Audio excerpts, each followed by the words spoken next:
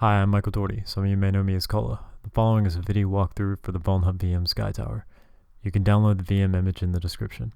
Special thanks to the NetSec Focus Slack crew for all the encouragement and for taking these on with me on almost a weekly basis. If you want to join in on the fun, click the link in the description and join our team. Thanks, enjoy.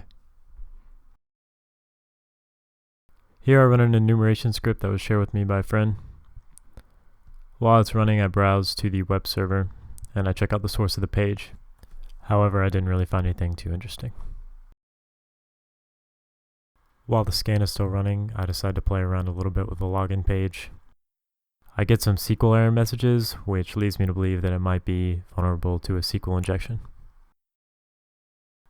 Here I'm checking on the scan results and I see that port 22 is filtered, and the only other open ports are 80 for the web server that we've already seen, and 3128 for a squid proxy.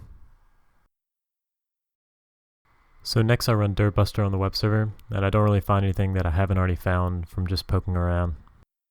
Since the time of recording, I've started actually using dirsearch instead of dirbuster, and I like it a lot better. So let's focus on the login page that we found on the web server. Here I am playing around with things that I found on a SQL injection cheat sheet. I'm not really having too much success, but eventually I get in. So on this page we have some SSH credentials. I remember seeing the SSH port filtered, and I did remember seeing the squid proxy open, so I assume that we'll need to connect to SSH through the squid proxy. So after configuring and troubleshooting proxy chains, I give it a shot logging in as John. I managed to log in, but the shell instantly closes.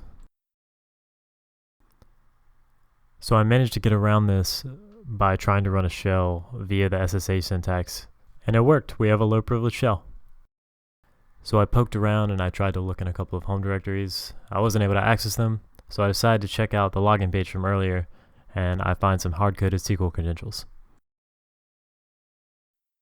After struggling for longer than I'd like to admit with SQL syntax, I finally managed to dump the login table, and we've got some more credentials.